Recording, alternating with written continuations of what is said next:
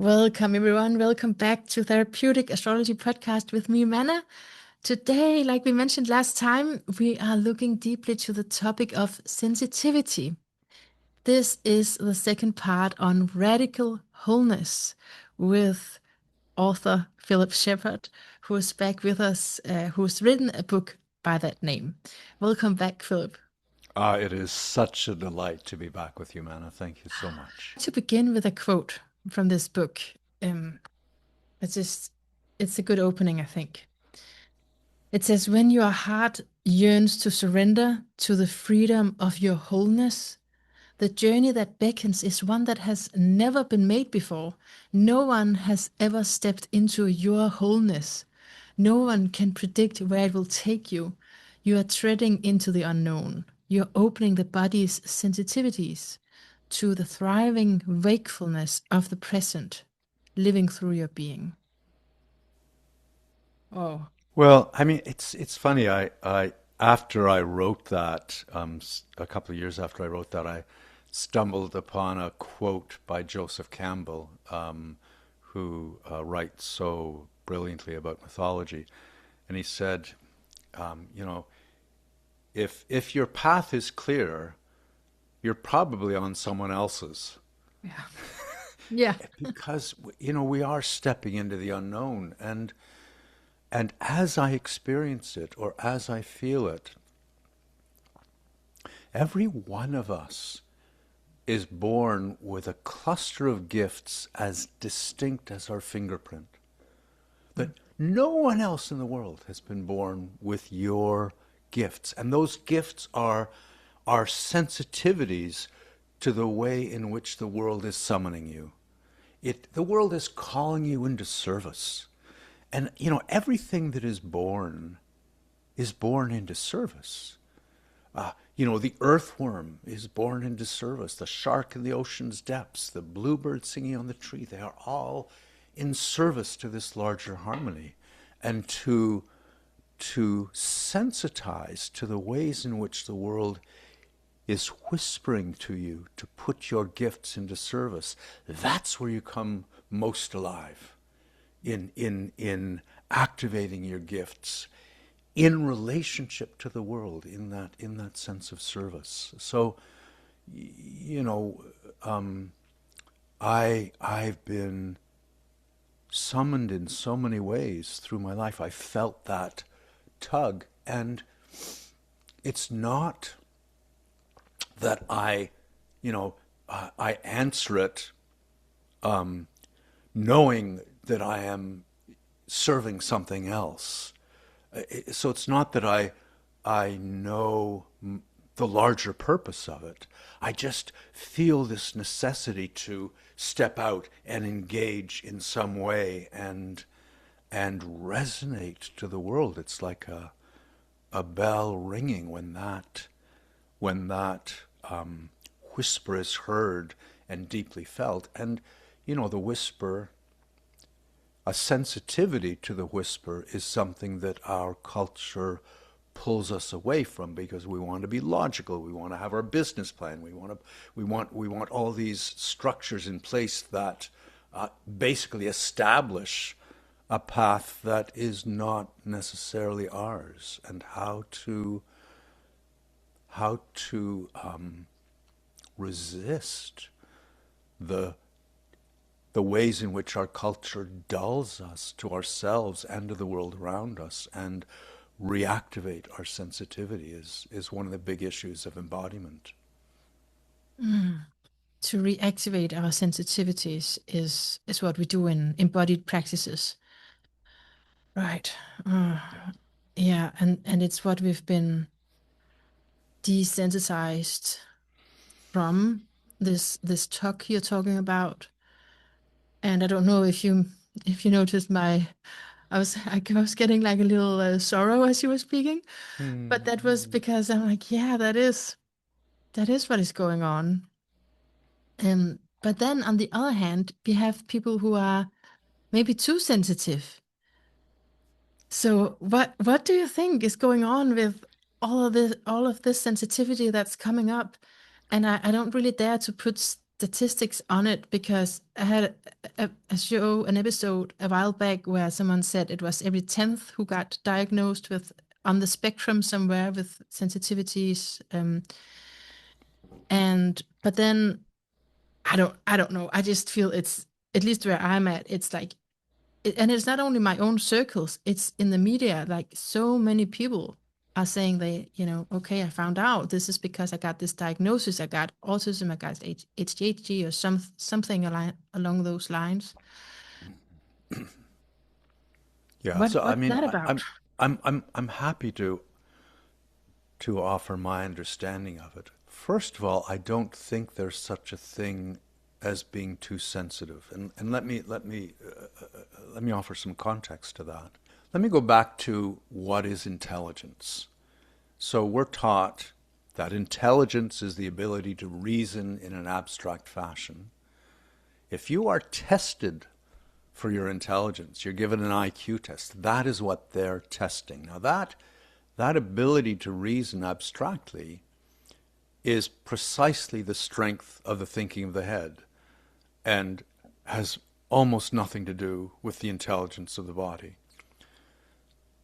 So I look for another way of understanding intelligence, because that doesn't suit me at all. I think, abstract reasoning, it's a sort of wavelength on this massive spectrum that I recognize as intelligence. And when I go to name that spectrum, the first word I come to is sensitivity. I think any sensitivity is a form of intelligence. Any sensitivity, a sensitivity to a child's tears, to color, to birdsong, to legal argument. A sensitivity is an intelligence, but the thing about a sensitivity, it is necessarily reactive. If the retina didn't react to light, we wouldn't see. If the eardrum didn't react to sound, we wouldn't hear. So that reactivity has to be grounded in order to become coherent.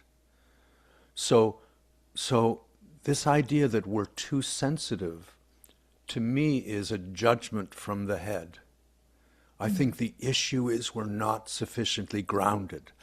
And no wonder in our culture we're not sufficiently grounded. We're taught to dissociate from the very body that feels the earth beneath our feet, that is able to integrate and bring into coherence what we're feeling. And so the reactivity of someone who's hypersensitive will take them up rather than down.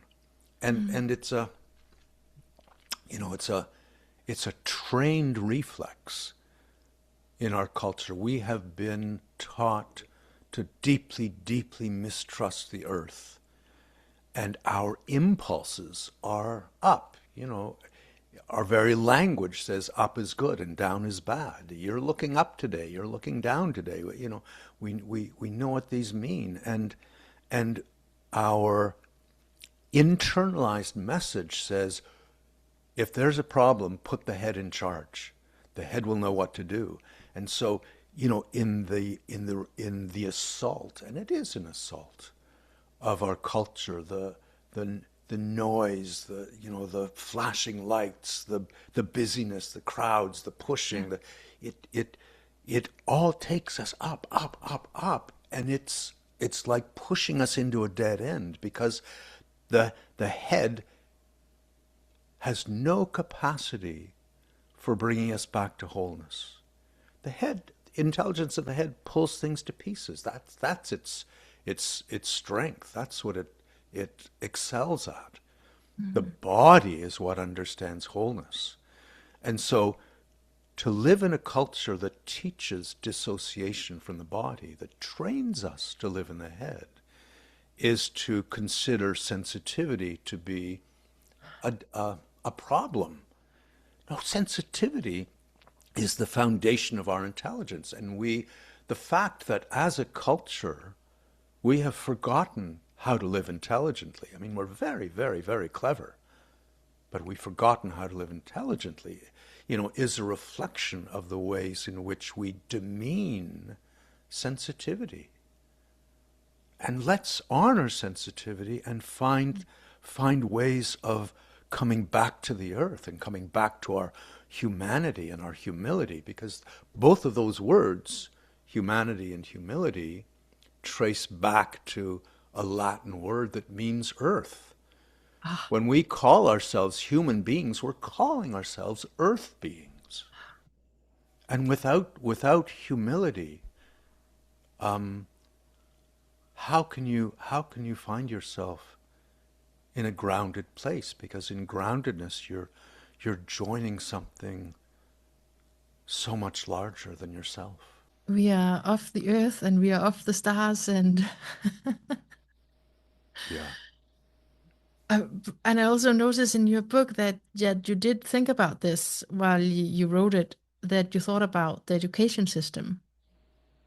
So what's your opinion on that? Because you were imagining how different it would be if we were to foster the intelligence rather than the mere learning. Yeah, I And then mean, mm? you the school system, I mean, if intelligence is this quality of grounded sensitivity, and then you look with that framework, you look at the school system, it is desensitizing children and leaving them ungrounded.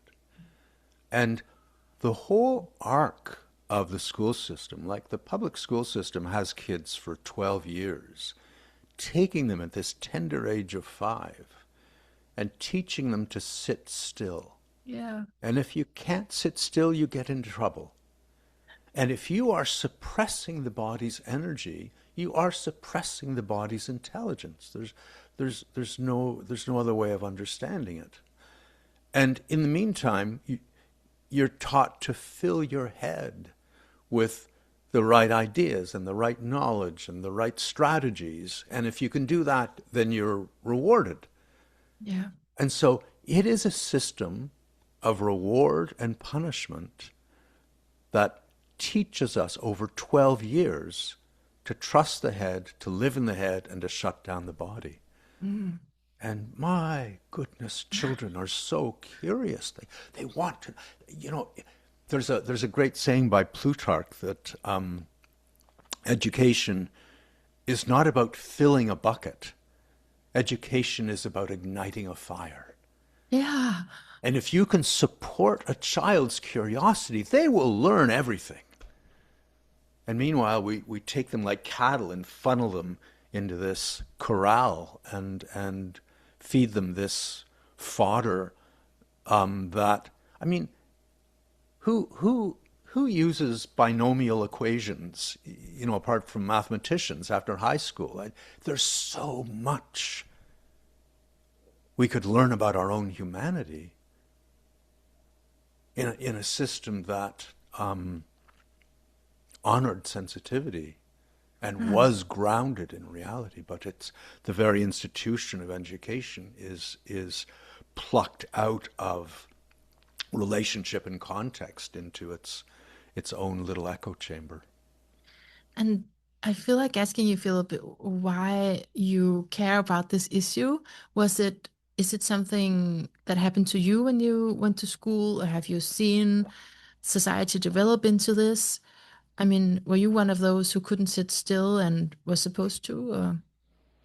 I did very well at school, but I so clearly remember I was in grade 3 and it was March, and I could look out the window and see the green grass and the sunlight, and why am I in here? Why can I not go outside and run around and explore? This yearning. And so one reason I feel so deeply about it, I think our cultural tendency to live in the head is a toxin to ourselves and the world around us. If we live in this abstract, desensitized realm, how can we be sensitive to the world around us. And you know, if we have this top-down relationship with the body, we will have a top-down relationship with everything around us. And that top-down relationship seeks control. It seeks to dominate.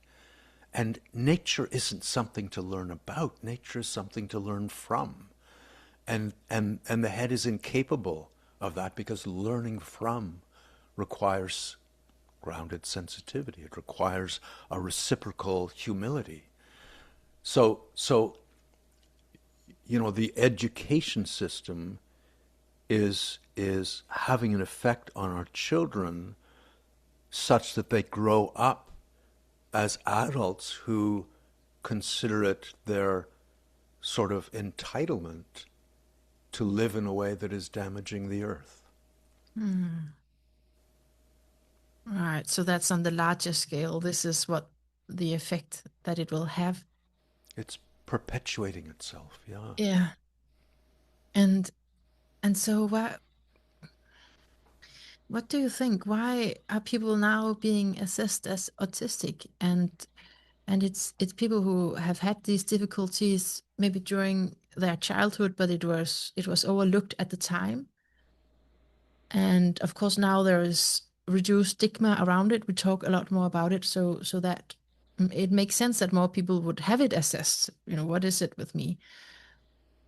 But there's also just maybe, you know, we have different neurodevelopmental differences. What do you think about all of that?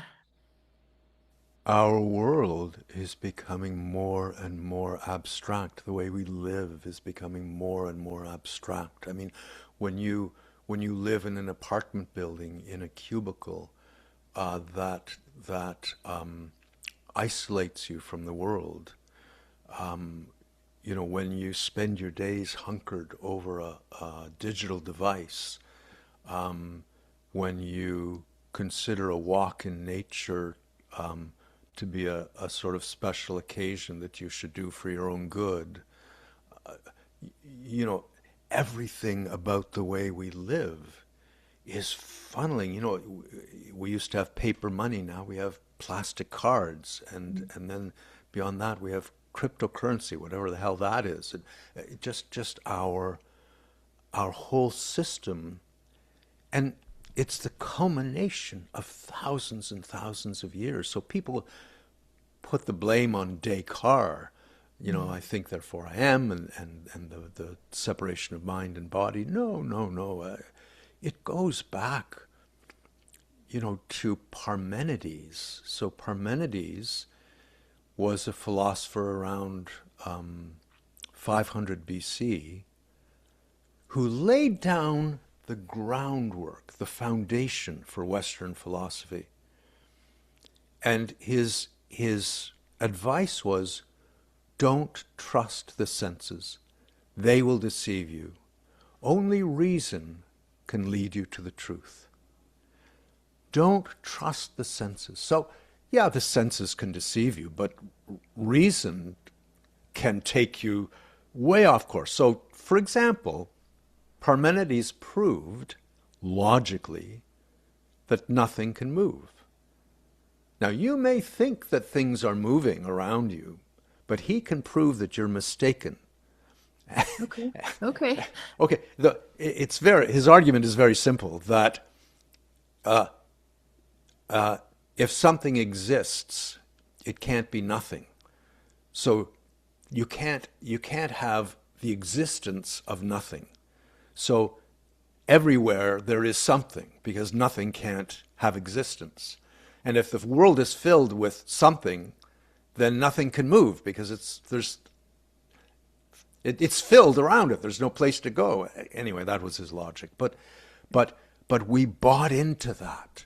We bought into, don't trust the senses. Only reason will guide you to the truth. And that, you know, that's 500 BC. So you know, Parmenides was merely putting into language what people already felt, or his ideas wouldn't have been preserved. And so, you know, it feels to me that we are at the culmination, that's sort of the end point this journey that has had blessings. I mean, without moving into the realm of abstractions, we wouldn't have Bach, we wouldn't have Shakespeare, we wouldn't have Lao Tzu, we wouldn't have writing. All of these things are part of the gifts, but it's time now to come back to what I feel as our female pole of consciousness, and come back into felt relationship rather than standing apart in known relationship. And it's only through the body that can happen. Mm. Okay, two things. Just rewinding to when you said that we shouldn't, like, the thing about walking in the woods for your own sake. How would you say it? Because many people would like that, like go into nature. How do you look at it? Beautiful, but um, to step into nature with humility and begin to learn from it, to bring your grounded sensitivity to this place at this moment and feel its presence, is so different from, oh, I should walk 5 kilometers through the woods and I'll feel better. Mm. We're doing it for our personal benefit, and it's great, it's wonderful. Yes, forest bathing has that effect, but you can walk through the woods and remain in your head, and notice the world around you. Oh, that's a tree. Oh, look at that nice fern. Oh, isn't that bird song lovely? But you're in your head noticing rather than being informed by. The present is a source of guidance, and all of nature manifests that guidance, to learn from nature rather than standing at a distance from it as entertainment or pleasant pastime. Okay. And then when you talked about here the felt relationship, the body, I feel like asking you a question that I have from a listener because it relates, and maybe it's a little personal, but we'll see if you can tolerate it. No, she was just asking if this whole body sensitivity, receptivity that you're talking about, if you also would take that into the realm of sexuality, and if so, then how? Oh, absolutely. Mm? Oh, yeah. The head sets goals and then supervises the rest of the self towards that goal. So in sexuality, if you're striving towards a goal, then you're not present. And so to be receptive, to let go of agenda, to let go of outcome, and be fully present to the one you love, what unfolds is so, so different, so easeful and rich. I mean, that's my experience. Mm.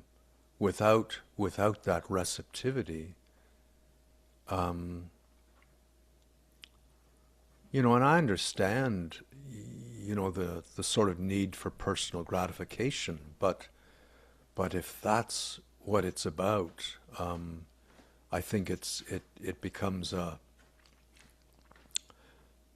experience that does not include the whole of you, and to bring your wholeness to that experience, to me, just feels so much more true and rewarding and open to discovery.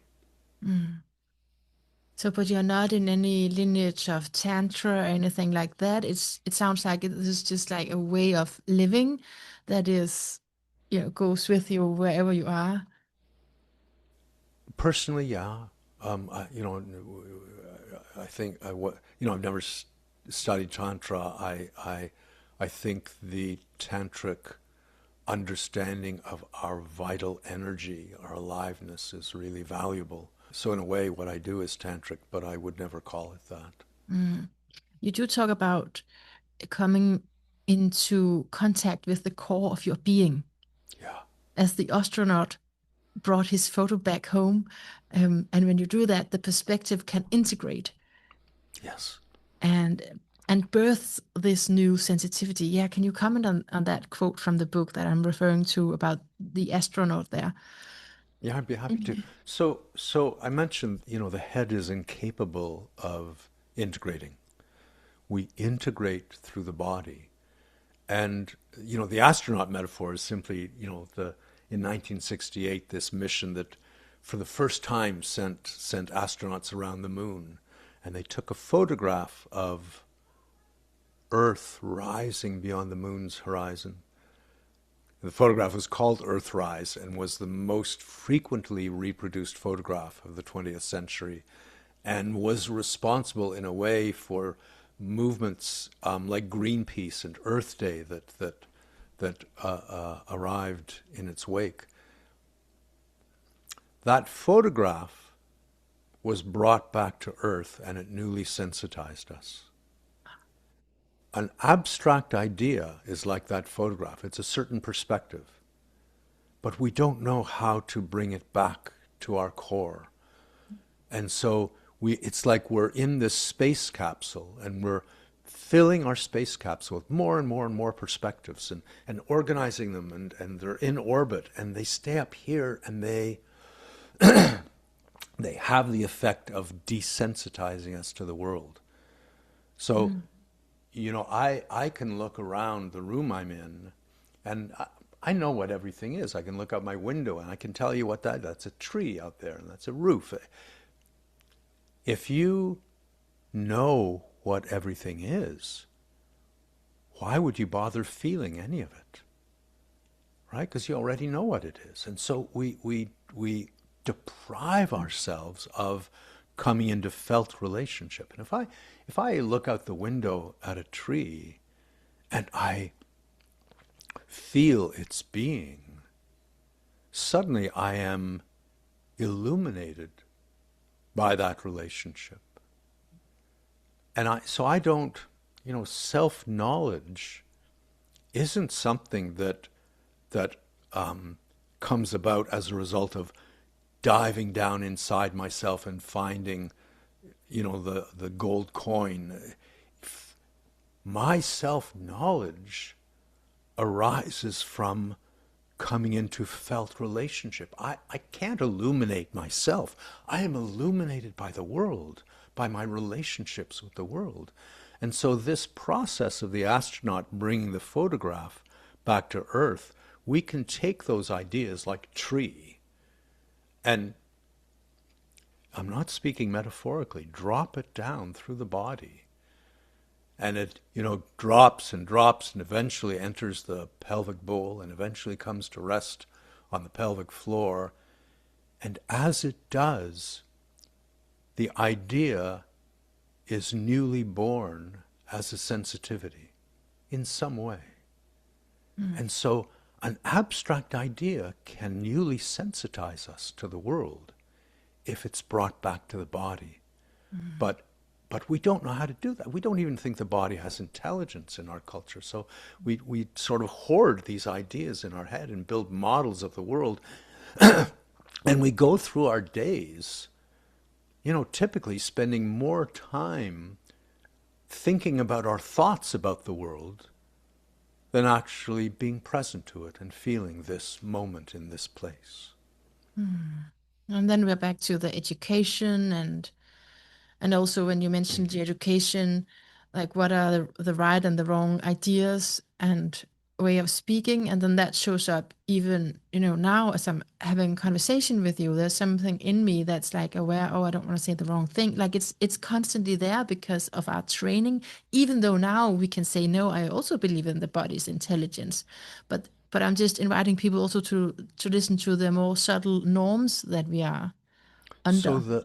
Yeah, there's this wound that has been inflicted on us, and the school system reinforces it for sure, but it's all around us, whereby our thinking has been cut off from our being. And we come to believe that thinking is one thing and being is another. Mm. And if you go back, there's a Latin verb, sentire, that means to think, to feel. It was one thing. And we think in our heads and we feel in our bodies, but thinking in our heads is superior, according to our culture. Mm. When that wound is healed, you feel every thought through your body. So, I mean, even as I'm speaking now, these feelings, it's like they are condensing within the awareness of my body and emerging as words, but they are felt. So when that's the case, I can speak from my wholeness, and there's no caution about, oh, am I saying the right thing or am I not? Because the whole is what brings things into proportion. The whole is what modulates and harmonizes. It's when something is pulled away from the whole that it proclaims its own truth in a way that is not tempered by the whole, is not brought into relationship with everything else. Yeah, it's relational place in a way. Wow, yeah. And so you have a term called the body world. Yeah, I really resist the term body-mind Mm. as a way of expressing the unity of the self. It's like we want this boundary between ourselves and the world. And to think that the body-mind is a term that expresses our wholeness is a lie. There is no wholeness that is independent from the present.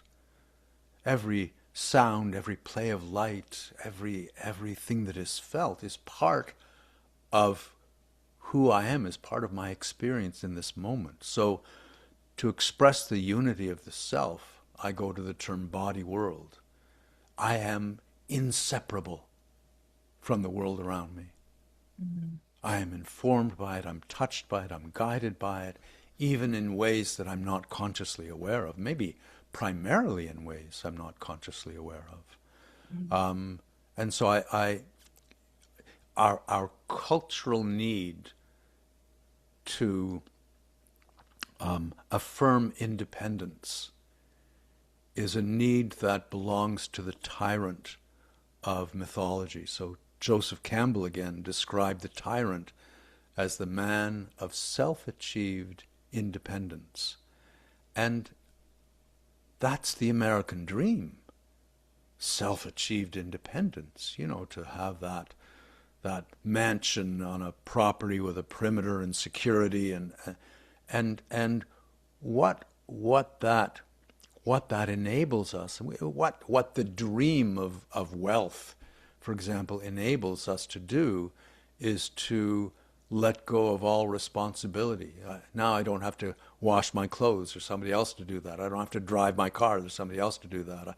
I'm responsible to nothing. And the word responsibility, when you break it down, is the ability to respond.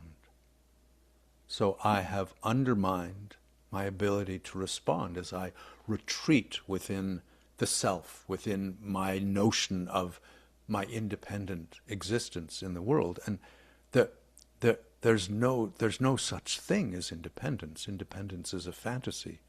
It's a fantasy that belongs to the tyrant wanting So to. even if you were to achieve it, you got rich and you didn't have to wash your own clothes anymore, then you say it's a fantasy. Independence is a fantasy. You can't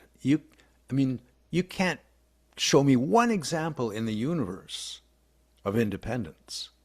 Everything is affected by everything. Everything relates to everything. Everything influences everything. The independence is a fantasy. Now, what we do is it's not that we can achieve aloneness, it's not that we can achieve independence, but by desensitizing ourselves, we can feel alone, we can feel independent. And that happens through the flesh as we sort of shut down its sensitivity and move into the head. And then we feel alone. And when you feel alone, everything changes. Aloneness is a fantasy. I mean, my presence is felt by everything in this room. I'm in a way, I'm known more intimately by the present than I could know myself. I'm held by it in every moment. But if I retreat to the fantasy of aloneness, then suddenly, everything I'm feeling is just my private experience. And then my number one job in life is to organize my private experience to make it successful. And now I take the spotlight of my attention and I turn it off the world and put it onto myself. And I get busy organizing myself. I organize my emotions, my goals, my dreams, my actions, my everything. But now I've cast the world into darkness. And my primary relationship in all the world, my primary relationship is now between the divided parts of myself. And that's what obsesses me, is that relationship. And it takes, it binds us in self-consciousness. I am conscious of the self in this inverted way of being. And it takes humility, and it takes courage, and it takes trust to wean your attention off of the self and let it dilate into the world so that you find the world more interesting than your ideas about it. Yeah, because my question would be then how to do it. This is I want to have our thoughts shifted into what you're saying. And part of what you were saying sounded like familiar. Yeah, organizing our lives and trying to go where we want to go. But then what is the alternative? So, just to say that there's benefit to being organized. We wouldn't have met at the right time if we hadn't. But organization has become the obsession of our culture because it's the obsession of the head's thinking. And when that's the case, it's impossible to be present, I think. When I'm fully present, it's the sense that I'm being organized by the present. I'm being touched by it. I'm being informed by it. I'm being guided by it. Now, if I've taken charge of organizing myself, there's no room for that. And I'm in this divided top-down state of self-consciousness, and we live in self-consciousness, and it's a form of suffering to be in self-consciousness. And what should we be conscious of? Relationships, or how would you So turn? the reason we're self-consciousness is because we've put the heads in charge, and we've put the heads in charge not through any personal fault, but because that is how we've been trained, that's how we've been conditioned. There are things that are inherent to the body's wisdom. So when I come back to the body and, for instance, come into relationship with that tree, my body knows that we belong to each other. My body knows that everything around me, there is a belonging. And what the body sort of most deeply feels is the present. That's what it feels. And to come back to the body is to come back to that sensitivity. And what the body most deeply understands is that, in a way, everything is alive. You can't tell a child that the pebble in its hand is just a dead thing. The child is alive to it. And I believe that the nature of our material existence is secondary to the consciousness, the mind that underpins it. And to feel the aliveness of everything around you, that the body attunes to that. And what the body recognizes as well is that it can most intimately know the world through love. That if you offer love to something, it will show itself to you with such specificity. It will speak to you. And so, it's coming into relationship with the world. The body invites us to do that, yearns for us to do that. And as long as we sit in the head trying to get the body right, we deprive ourselves of that. You write it as remembrance of wholeness. So there's that piece, like you're saying, we're yearning for it anyways. It's a remembrance of it. And the second thing I want to say is, I might be a little, I'm trying to uncomplicate this, but just for many years in therapy, the therapist would tell me that I was stuck in my head, and I took it as they were blaming me, Oh, critiquing me, so it made this whole thing when we're talking about only being in our head. I was kind of not open to that because I felt it's okay. I mean, I kind of want to be able to think about things and not be just told what to do without thinking about it myself. And I think I'm finally finally opening to the message of yours, understanding it from a different place in me, where I'm understanding what they were trying to say. Maybe they did on some level also criticize me, and that's how I picked up on it. But now I understand the deeper intent of it. yeah, yeah. And it is it is a surrender.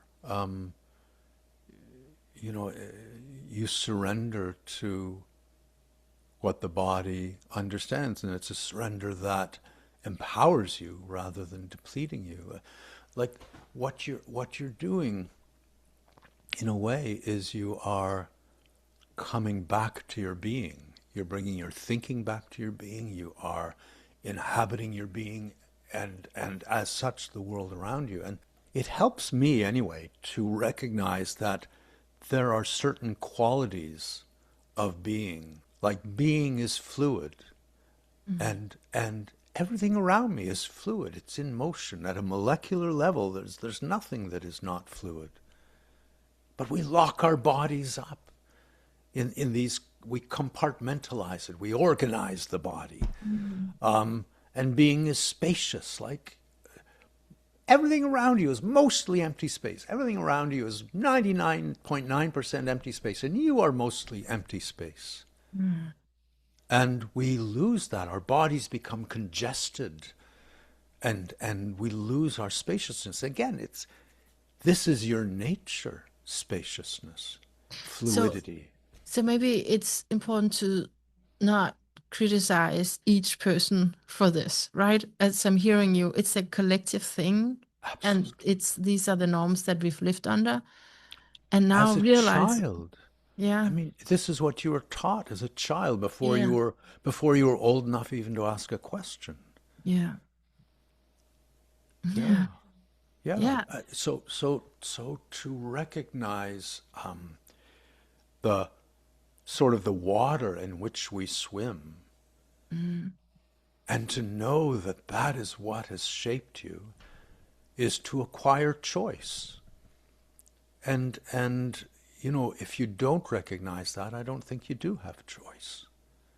As a, I for some reason I felt that as a teenager, existentially, I felt assaulted by my culture. The demands it was making of me. These should be your values. These should be your ambitions. This is the right way of behaving. I knew my culture lived inside of me. It's not. It was out there. No, it had shaped my neurology, and I knew that the only way I could preserve what mattered most to me was to leave my culture, which I did for 2 years. Yeah, so that's the second listener question that I would love to hear. Just in short, your trip there, because we mentioned it last time, but I also kind of skipped through it because I know you've described it other places, and it's what your book New Self, New World is about. No. No, okay, sorry. I mean, New Self, New World is the result of being able to come back to my culture after 2 years away, able to question it. Ah, yeah, Because okay. the most difficult thing in the world is to question something you've habituated to. Yeah. It's just normal. It's the way things are. What's there to question? And so it was that 2 year journey through so many other cultures, so very different from my own, that enabled me. Did you just bike through like parts of the world you didn't know? Yeah, so I went to England and bought a bicycle and headed off for Japan. And I cycled through Europe and the Middle East and India, and then they wouldn't let me cycle through China at that time. So then I had to fly to Hong Kong and to Osaka, and then I cycled through Japan. Just cycling, and your plan was just to go different places. My plan was to study classical Japanese no theater. I was an actor, and I had seen a play that had traveled to my city of this form of theater that is 600 years old. It is the most embodied form of theater I've ever seen. It is the consummate art form, and I was shattered as a 17-year-old by the experience. I sort of faced this choice. I'd been accepted to study physics at University of Toronto, or I could. I didn't have any money. I'm a teenager, but I could go to England and buy a bicycle. And my idea was that if I got on the bike and kept pedaling and didn't stop and was headed in the right direction, that eventually I'd get there. Which I did. But ultimately, the mystery of no theater was more baffling and more intriguing to me than the mysteries of quantum mechanics. Yeah, And so yeah. I was going to Japan to study no theater. So that's but then you did a bike trip that went on for a few years. 2 years, yeah. 2 years, yeah. Yeah, I mean, not because I'd spent some time in Japan at the Yeah. end, and I spent some time in England at the beginning. Yeah. And there's such a freedom on the bicycle. Mhm. It to feel the world, to smell the world you're passing Mhm. through, to pass someone and wave hello on the road, and you are feeling. I passed through so many different cultures, over the rise, and here's another culture, and every single culture was luminous, and every culture was limited. And to see that and to be helped by those other cultures to see the limitations of my own culture Yeah. was really what I left home for. No theater was sort of gave me a destination, but the Got journey it. was what mattered. Yeah, okay. Thank you for explaining that and inspiring people. Just, that you can do stuff like that potentially if you feel the tug. Yeah, and also just to say, I didn't wholly expect to return alive. I mean, how do you cycle alone through the Middle East, through wherever? Um, but Like you but completely risked yourself, is that what you're saying? what mattered to me was my aliveness. Yeah. I knew if I stayed within my culture, my aliveness would be diminished, Okay, that's the and thing. and I would suffer another kind of death that to me was intolerable. And if you're listening to this and feeling exactly that, Philip, like I can't, my aliveness is diminished here. What should be the first place that we go to from that feeling? What do we do? So we've been trained to be in the male pole of our consciousness, in the head. I feel the pelvic bowl as Mm. the realm of my female, the pole of my female consciousness. And when I, when I drop, and this may sound bizarre to your listeners, I hope not, but when I drop the center of my awareness, the center of my thinking, through the body, Mm. down through the pelvic bowl, eventually to rest on the perineum, when I rest there and I feel my breath there, I am experiencing the intimacy of my being and the intimacy of my connection with the world around me. And being present for me is not a passive state. Being present is about being activated in my relationship with the present. Mm. I feel that tug. I feel that door opening, that necessity, that aliveness that will carry me forward. And then, in a way, it doesn't matter where we live or what we do. Who knows where your wholeness will take you? Okay, okay, yeah, Right? I Who like knows? that. Yeah. So when I train people in workshops or in the facilitators training, I I don't know what your path is, Mm.